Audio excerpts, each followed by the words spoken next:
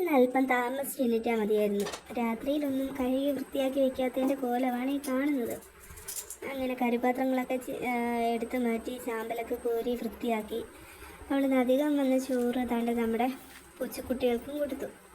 നമ്മുടെ പരിസരത്ത് കിടക്കുന്ന പൂച്ചക്കുട്ടികളാണ്, അങ്ങനെ അവർക്കും കൊടുത്തു. നമ്മുടെ മുത്താണെങ്കിൽ അധികമൊന്നും കഴിക്കില്ല, അവൾക്ക് മീൻ മാത്രം മതി. അങ്ങനെ താണ്ട് നമ്മുടെ പോത്തിന് വേണ്ട വെള്ളമൊക്കെ ഇട്ടു, പുണ്ണാക്കൊക്കെ വെള്ളത്തിലിട്ടു. അതിനുശേഷം വന്ന് താണ്ട കോഴികൾക്കൊക്കെ തീറ്റയൊക്കെ കൊടുത്ത് അവരെയൊക്കെ തിരിച്ച് കയറ്റി.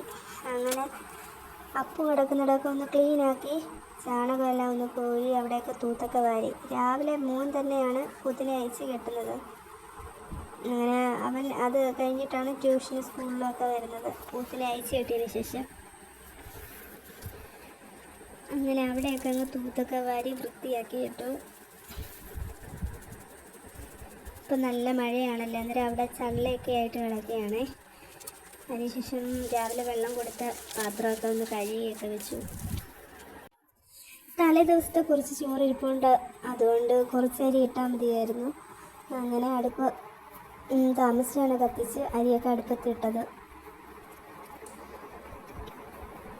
അതിനിടയ്ക്ക് ഇതാണ്ട് മോള് പള്ളിയിൽ നിന്നൊക്കെ വന്നു. ഇവിടെ സ്കൂളിൽ പോകാൻ വേണ്ടിയിട്ട് ഫുഡൊക്കെ കഴിക്കുകയാണ് കിട്ടുന്നത്. നമ്മളെ തന്നെ ശ്രദ്ധിക്കണമല്ലോ.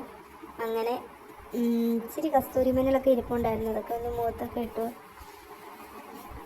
അതിനിടയ്ക്ക് നാട് ഉച്ചത്തേക്കുള്ള ബീട്രൂട്ട് തോരനും മീൻകറിയും പിന്നാണ് നാട് കുഞ്ഞുള്ളി ഇട്ടൊരു ചെറിയൊരു തീയൽ കഴിക്കാനൊരു ശുചി പോലെ. അങ്ങനെ കുഞ്ഞുള്ളി തീയലുമാക്കി. ഇന്നത്തെ വിശേഷങ്ങളൊക്കെ അത്രയൊക്കെ തന്നെയുള്ളൂ. അപ്പോൾ എല്ലാവരും ഒന്ന് സബ് ചെയ്യണേ, ഒന്ന് സപ്പോർട്ട് ചെയ്യണേ. ബൈ.